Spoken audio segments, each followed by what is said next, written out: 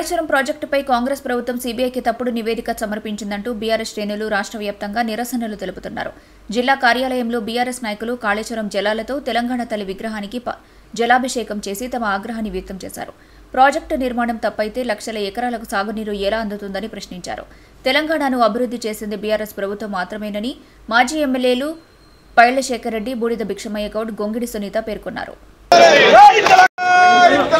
Project ద్వారా ఆలేరు కావచ్చు, అదేవిధంగా భువనగిరి కావచ్చు, పూర్తిగా ఇక్కడ ఉన్నటువంటి ప్రతి ఎకరాకు నీళ్లు ఇచ్చినటువంటి నాయకుడు కేసీఆర్ గారు. కాబట్టి కేసీఆర్ గారు కట్టినటువంటి కాళేశ్వరం ద్వారా ఇలా కొంతమంది మాట్లాడుతున్నారు, కొంతమంది మూర్ఖులు, కొంతమంది విధవల నాయకులు మాట్లాడుతున్నారు. కాంగ్రెస్ పార్టీ నాయకులు ఇలా కాళేశ్వరం ద్వారా వచ్చినటువంటి వాటర్ ద్వారా ఇలా గత 10 సంవత్సరాల్లో తెలంగాణ ప్రాంతం అంతా కూడా ఏ విధంగా సస్యశాలమైందో మనం అందరం కూడా చూస్తున్నాం. కొంతమంది కావాల్సి మాట్లాడుతున్నారు కూలిపోయిందని. దానికి నిదర్శనం ఇవ్వాలా.